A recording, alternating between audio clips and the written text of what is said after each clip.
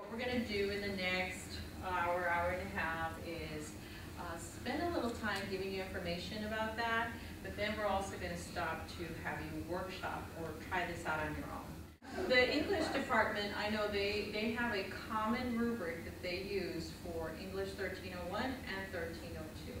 And it's a, hi Cheyenne, come on in. Oh look, Cheyenne's here, maybe you can tell us a little bit about it. But the rubric itself is so general that somebody teaching another content area might even consider using it. You know, if you're doing a paper on in a speech class, in an SDiv class, in some kind of other content area, if you look at the rubric, you might say, I could just use that. What's good about reusing rubrics is that students have seen them, they're comfortable, they understand the criteria. So let's get started. Yes?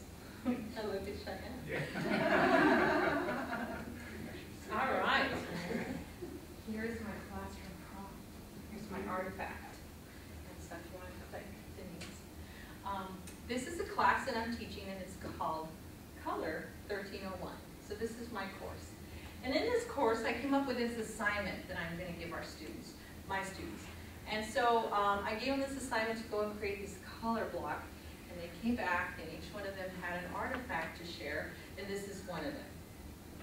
So on a scale of 1 to 30, and you can just jot it down there in your notes, it's not to turn in, what would you score my color block that the student turned in? Just from 1 to 30, what would you give it?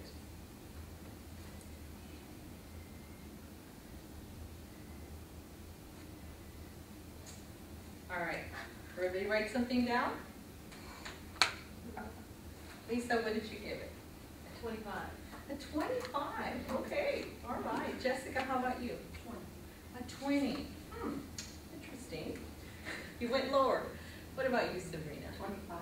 A 25, another 25. I said 30. 30, wow. Wow. 30, 20, 25, Cheyenne? I said a question mark because I need criteria. Exactly. So analytical. Okay, I don't have criteria, so. Okay, he said, I can't. Is that what you're saying? And what about Laura? That's what I said. I can't do it unless I know the criteria. Yeah. Okay. Yeah. Yeah, same thing. I mean, if I'm just looking at a color, that's one thing, but I don't know how to judge it. Okay. So that, did that feel uncomfortable having to come up with a number and then have to tell me in front of everybody? So it's a little uncomfortable, especially if you don't have criteria. All right, so let's try this. Let's give it some criteria. So let's try this again, and this time there's 3 types of things that you're going to score for. Score it for color, appearance, and function. So each one of these categories, give it a score, and what is your new total? So color, appearance, and function.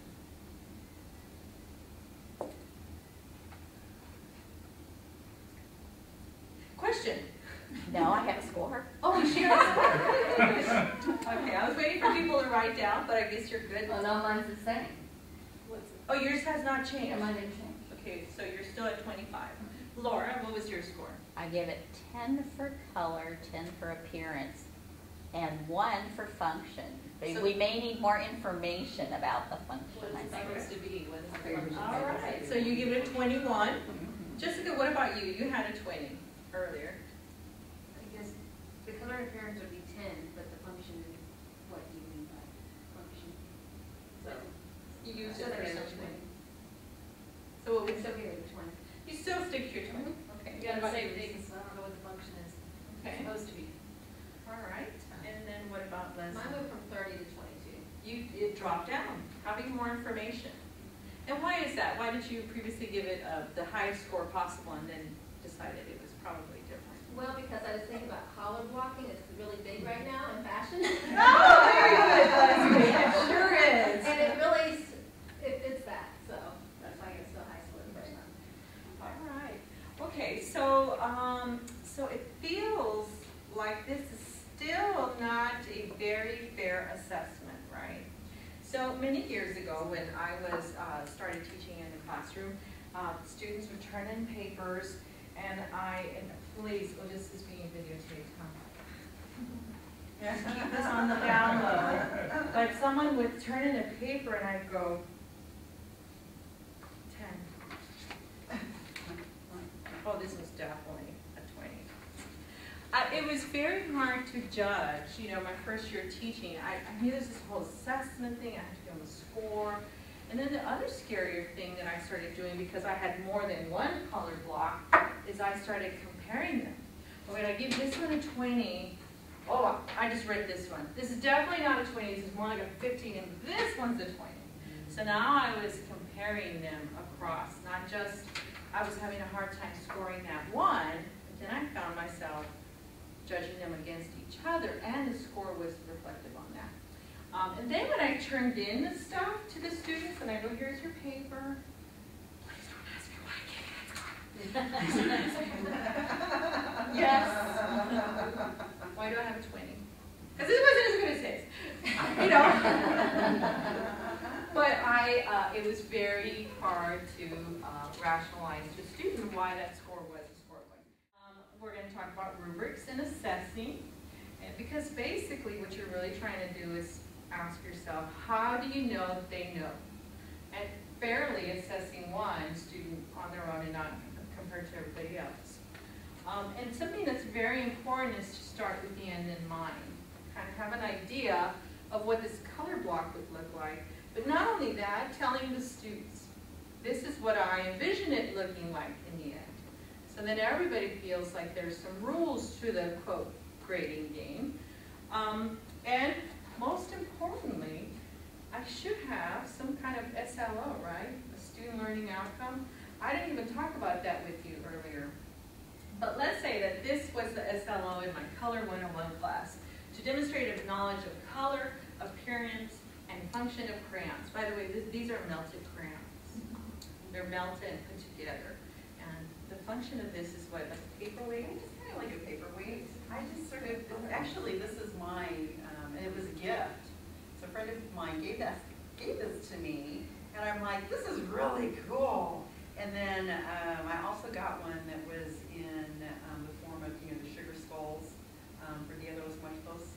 And so the same thing with crayons. And so I leave it on my desk just sort of as, it just makes me smile, you know, because of the gift quality. But I would use it as a paperweight maybe, in terms of its functionality. I guess you could actually use it as a crayon, but I wouldn't because it's too cool in terms of, yeah. So the functionality is aesthetically pleasing. It's going to decorate my office or whatever. But so this is a student learning outcome. And so in today's workshop, we're not just going to talk about different types of assessment tools, but really tying it back to what we were being asked to do with student learning outcomes.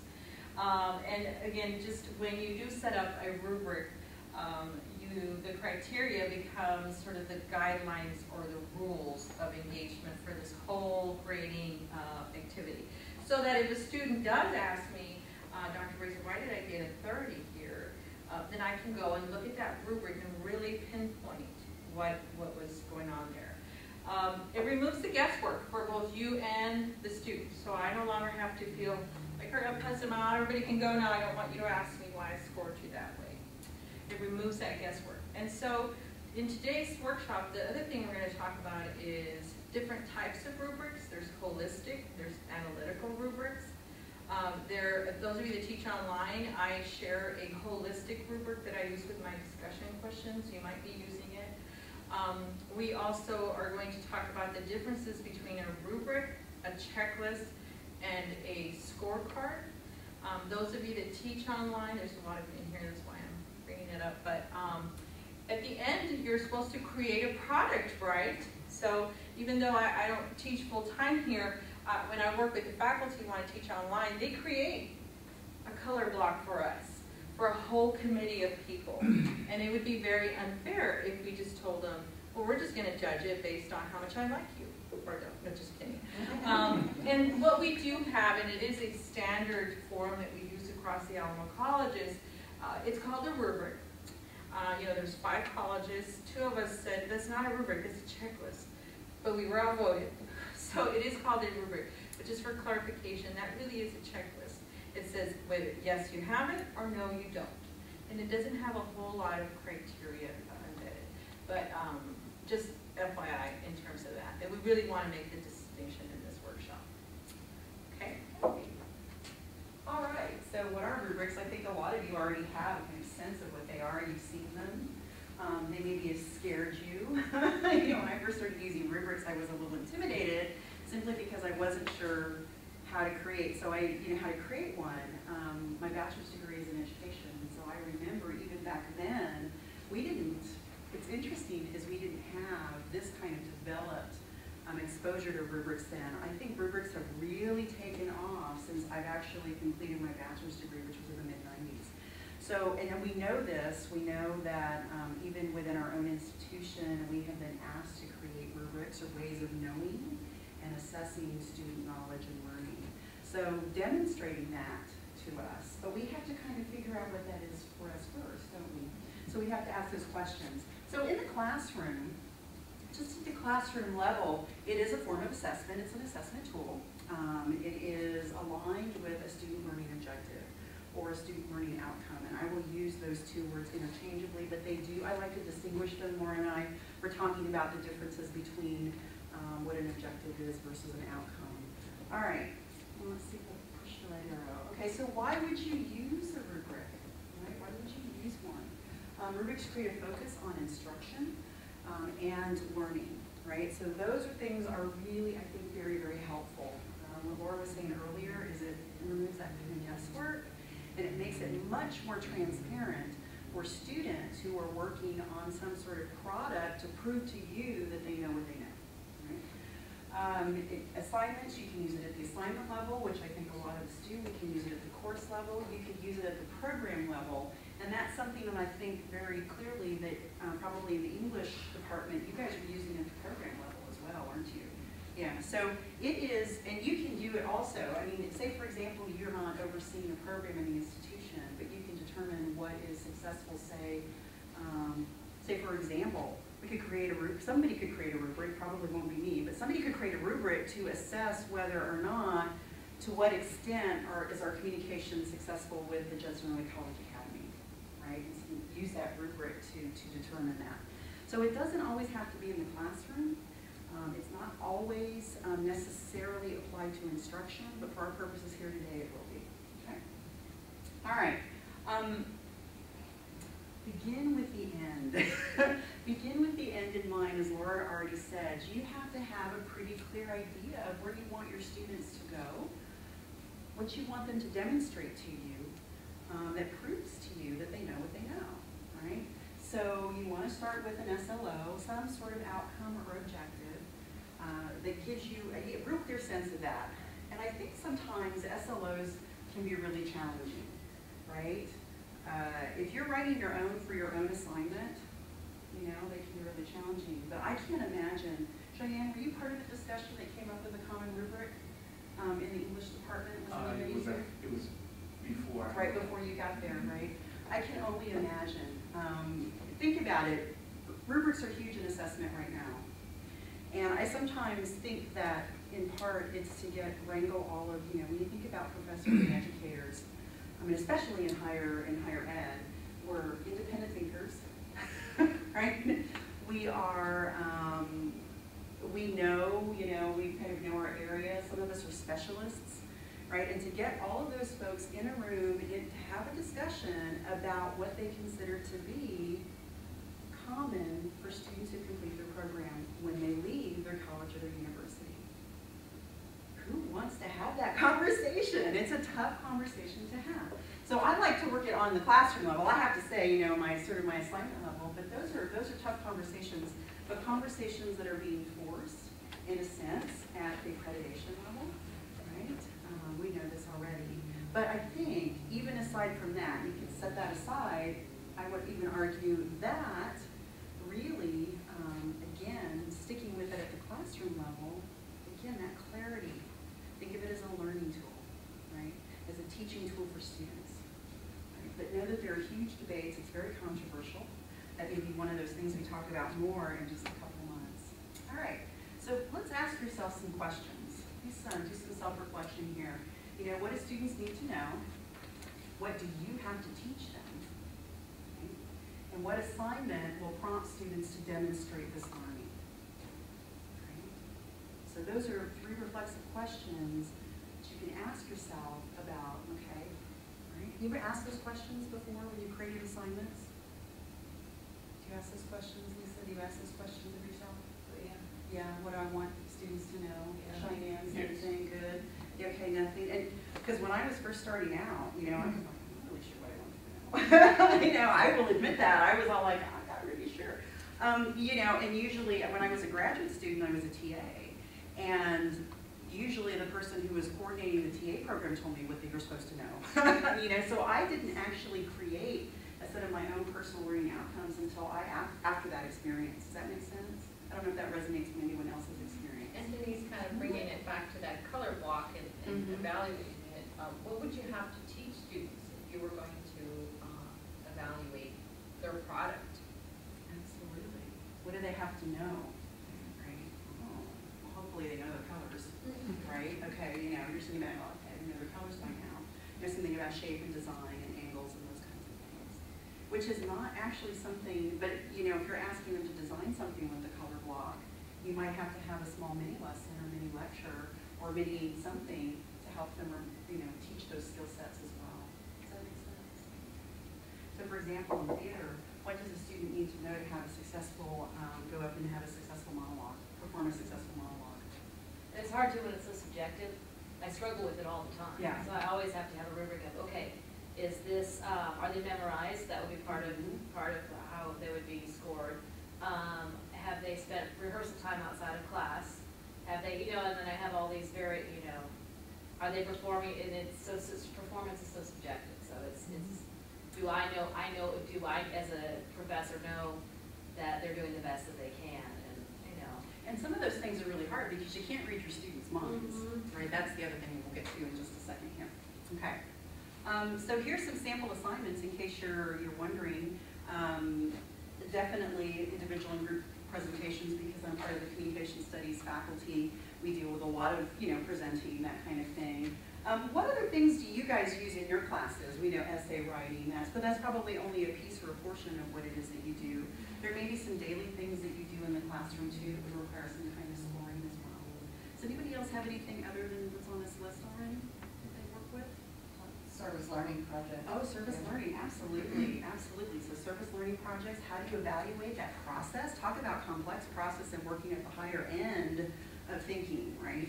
And demonstrating that. You know, how do you know? I wish I could read the minds of my students some days, and then other days I'm really happy not to be able to have that particular omniscience.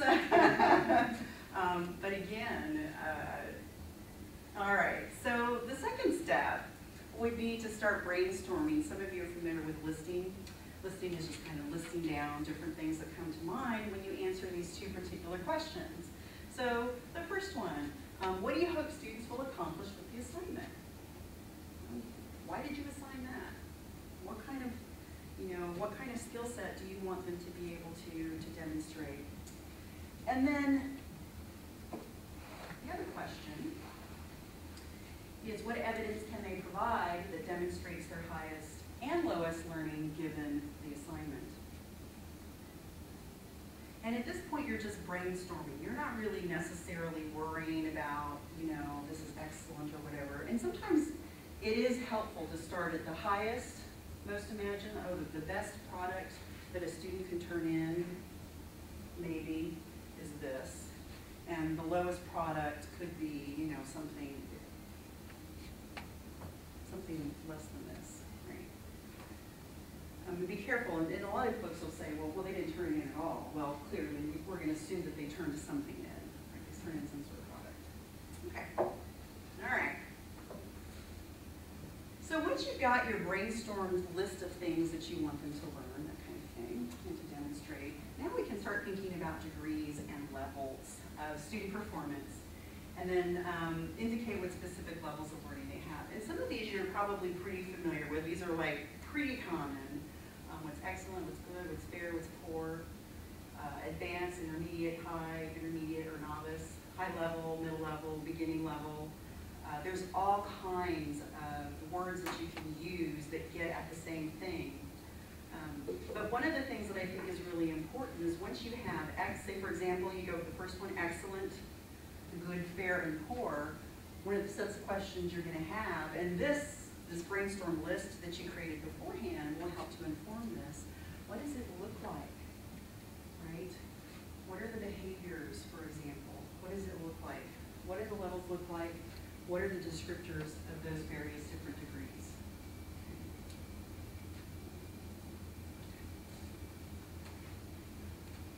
All right, so let's talk about, does anybody have any questions about that little process, about how to start kind of getting, and believe me, when I started working and creating my own rubrics, I really did, I had to revise them quite a bit after I first started them.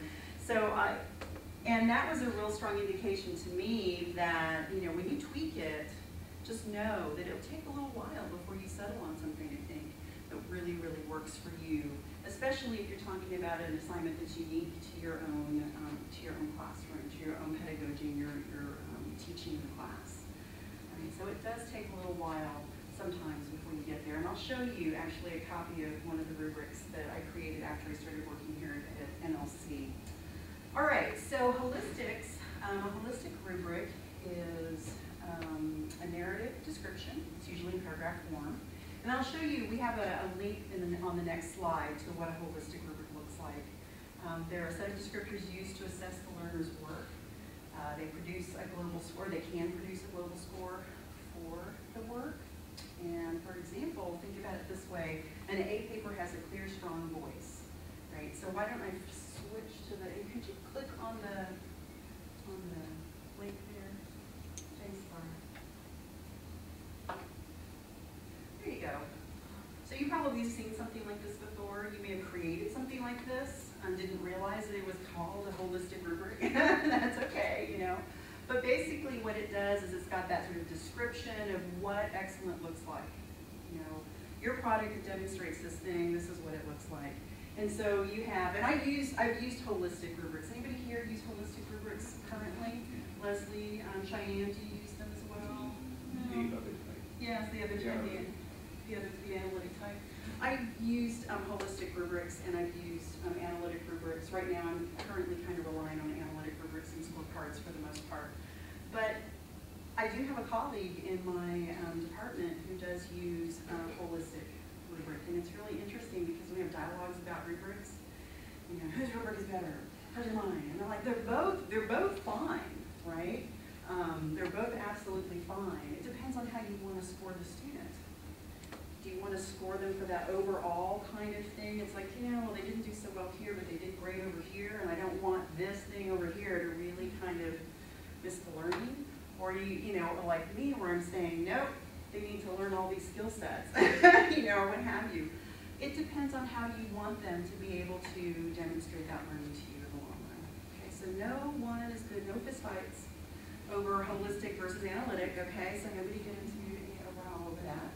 All right, can we go back to the... And just to add something with holistic rubrics is, they don't necessarily, it's not that they're easier to make, they just take a little less time to make. And I tend to use these for assignments that aren't worth as much, like Denise described. Bigger projects, I'm going to lay out that criteria. But in my online class, there's a discussion post every week, and so I use a holistic, which says you get a 10, and these are the descriptors, you get a 5, or you get a 0. And it's a weekly assignment, and so they have lots of opportunity. We see that rubric as well. But for their major projects, then I use an analytical type rubric. So that's just something for you to consider in terms of planning. I like that's a really nice way to think about where it is you want to spend your time, also on the front end when you're creating these kinds of descriptors as well. Okay, so what are the types? Oh, the analytic, there we go. There's an analytic rubric, and I took this directly from the University of West Florida Center for University Teaching, Learning, and Assessment. And their description of analytic is basically a set of holistic rubrics for specific components, okay, that can be evaluated independently. So we'll see a sample of this in just a second. And then to read the rest of the quote to you, these components might be reported separately, or they might be combined to create a global score that is used for determining a grade. And so let me go ahead. Anybody have any comments, questions about this? Let's show you one here. Let's do the informative speech rubric here. And that is, that's a lot. I build my rubrics when I do analytic work. I build them in. I use a lot of, I use Google Documents or the Google Drive often, because then I don't have to carry a flash drive because I've lost so many of them over the years. But if you can see, these are all, if you looked at all of these descriptors here, here's that sense of that kind of holistic, here's what it looks like. This is what an A introduction or attention getter would look like, right? Those kinds of things. And so this particular one, you'll see there are a couple of instances right here where there are blanks, right? What happened there? Did I erase it on accident or what have you? Now what I did is that when I was weighing really what are the levels involved of this, for students to describe to me this, it really consistently over time, over the semesters, students either performed this behavior, this level of behavior typically, or this level of behavior over here. Does that make sense? So if I tried to come up with something here, and where to go? In between, that's like splitting hairs. Does that make sense? And then it's not real clear to the student what that means. Is that okay? So there is just one example. I would also call this a hybrid. Here is a piece, and here's why it's hybrid. Is that you have all of these other, this is perfect, Laura, leave it right there, because this is awesome. This is a pass-fail. Either they cited 3 sources, or they didn't cite 3 sources. They did or they didn't. Right? And this is about citation. This is about what I hear in their presentation versus what they actually had when they were working. Does that make sense? So this is a pass-fail, right? This would be kind of a component of a checklist, if you will. But I also embedded it in this analytical rubric overall, because I'm breaking down, all of these represent a skill set that we talked about and that we go over and teach and learn and explore through the several weeks of preparation beforehand, before the big show, so to speak. All right? Okay, could you go back to the slide one? And then here is a rubric for rubrics, and we'll just pull it up here, and then I also have copies of it available, some hard copies, and when you guys are starting to work on the fun part, the workshop part, you can use this as a way of helping you develop your rubric. And so there is these first 3 criteria over here. Criteria: clarity, distinction, reliability of scoring. I'll let you read those on your own, but let me just make a real interesting distinction here. This is about, looking at the rubric, assessing it, and making sure it has these components, these different levels. The ones on the bottom, I really like this, because that's about inviting the learner into the process of developing that feedback, right, what that means. And so the clarity of expectations, how is it shared with the learners? When do you guys share the rubric? At the end? They've never seen it before until it's stapled to their paper? We've all done that, right? It's like, or when you're introducing the assignment, do you introduce the rubric as well? Do you ask students to contribute to the development of that rubric, their own personal assessment of their own work? And some people, there's different camps. Some people are like, that's a great idea. I think, Leslie, you're doing some stuff like that, where you're inviting your learners in, your students in, to kind of contribute to how you guys want to be evaluated. And so in that sense, I think, have you noticed a shift or a difference? Because there's some interesting research out there. Well, when I compare when I wasn't doing it to the students' grades when I am doing it, it's amazing how much we're all in agreement. Whether it was me doing it or the students making the decisions. Okay. So for me, I haven't really noticed like this big, like, wow, I wasn't thinking about these things. But it was interesting because you're talking about the holistic thing being the little discussion assignments and not a major thing, but I use the holistic one for the final presentation in my 1302 classes. Okay. And because I just feel like some students are like, I'm gonna throw up, I'm not gonna sit there. Absolutely, yeah. And so for them to get up in front of the class and even present, it's like, oh my goodness, you did it, yeah, you. And the students are all clapping for them, and they're so happy.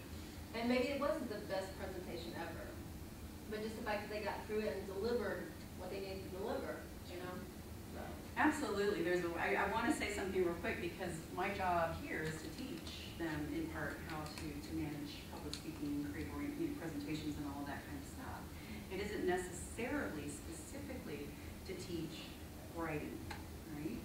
But I know you heard about writing across the curriculum programs and that kind of thing. There's something called communication across the curriculum, similar idea, where it's getting more and more. And in fact, if we're looking at these the SLOs that are being discussed at the state level, and what some of those competencies are, they are talking about the core objectives. They are talking about in some, being able to present, being able to collaborate with each other, and all of those kinds of things. And so that's I think that's a hot topic as well, because I've heard it at every university or college I've been to, and they say, well, it's not my job to teach good writing.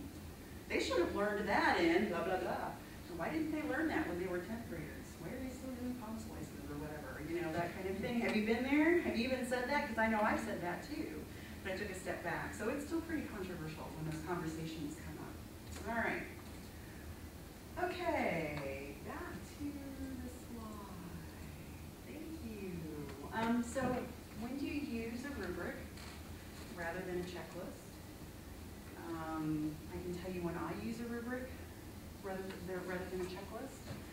Usually scorecards and checklists, again, what Laura was saying earlier, it's either a pass-fail, a do or a don't, a yes or a no. Sometimes there's a maybe in there. I've used maybe in my checklists as well. Or almost, they're like real close. It's not completely yes, it's not completely no, right? But when it's a really, when you phrase the sentence criteria or a statement, sort of a closed-ended way, did they do it, did they not do it? You only have one answer for that, probably, yes or no, or maybe. And we'll talk about lower order thinking skills and higher order thinking skills here in a second. With rubrics, I usually do it with more complex processes. And so what Laura was talking about earlier was that, with the daily the weekly discussion posts, she uses the holistic one as well. She uses the holistic rubric. But for large projects, right? So Sabrina was talking about service learning. When you create a rubric for something like service learning, that's a very complex project with lots of different components that have skill sets that you're assessing at that particular point. So I want to show you, is everybody here familiar with Bloom's taxonomy or the revised taxonomy? In a while. It's like, whoa, the concepts. Yeah, all right. We have a couple of links on SharePoint. Just go back to them and refamiliarize yourself. And there's lots of different taxonomies, but Bloom's is almost canonical. It's like something that people refer to, and it's been revised. Different folks have gone in and worked with that, revised it. But this is like, I found this while I was prepping for for the workshop today. It's something called the differentiator. I read lots and lots of blogs. They're usually technology and education blogs, technology and learning blogs. And what's neat about it is that it will kind of help you to develop a learning outcome, right, if you want to. And then using all of these different verbs. Okay, we know that Bloom's has all these kind of different categories. The level of thinking, it's cognitive, right, gets more complex. And so this is the latest kind of revision of that. Creating is supposed to be, used to be evaluation. Now creation or creating is the most complex process. And so what does that look like? So if you're looking for language, I find when I'm working with colleagues on trying to develop learning outcomes, we usually get stuck with, we're stuck in the language. We can't figure out or determine or agree upon what words do we use. Are they too abstract? Are the words not concrete enough? Are they not, what does formulate look like? Does that make sense? Right? Criticize, like the evidence she's overseen, that's not what we mean by that, but, having students figure out what I'm talking about, critique of some sort, right, in the set that goes along with that. But what's fun about this is that you can click on it and you can play around with some of the language. So click, or you want to click, you want to like, yeah, click on something. Identify. Students will identify. Very common.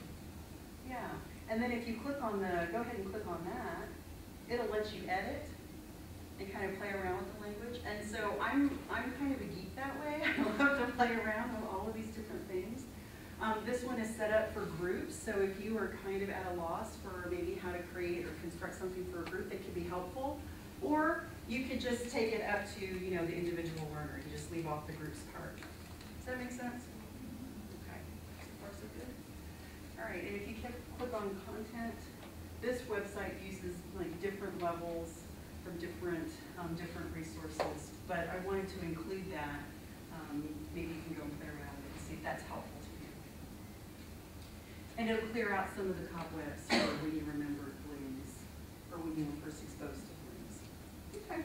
And just kind of going back on this one, the reason why I picked on it was Stephanie Greiner was at a workshop I was doing, and she had to use the newly adopted learning outcomes for her psychology course. She was rather frustrated because what the coordinating board was identifying were a lot of identifying. So her SLOs, the majority of them started with this word identify. And she just felt like, you know, the class, the level of understanding was much lower than she had expected. So as we adopt these state mandated learning outcomes, we might look at them and they might be totally different than what we expected. Yeah. The good thing is we can add to them, so. That's a really good thing, and it's a really good point that she brought up, because I remember having that conversation, because Stephanie is right down the hall from me, and she was like, these are like, and I think that's true, right? I mean, you know, can they identify something? It's just really kind of, you know, can they see it in a collection? Like, did they memorize? Lisa just walked out, did they memorize their monologue or what have you? Again, that's working on the lowest level.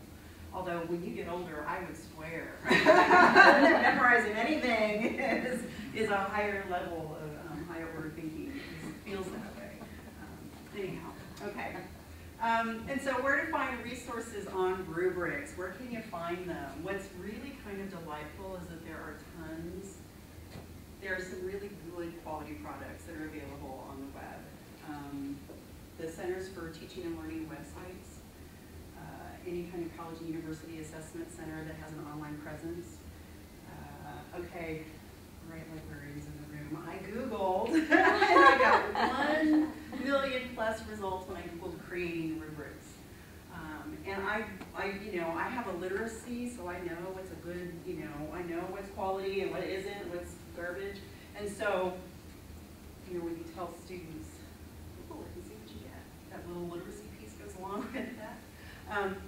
And then, of course, we've already referenced the website, the SharePoint site, and I'll be adding some additional links that I came across since then, and that will be available. See, revised blues. You want to click on those? Because some of those that I love this. When you sent this over, look at this wheel. And I was telling Denise, I said, you know, I remember using this wheel when I first became a teacher, and the wheel was on a piece of paper, and we had to make copies of it, and she found this wheel. It's so cool.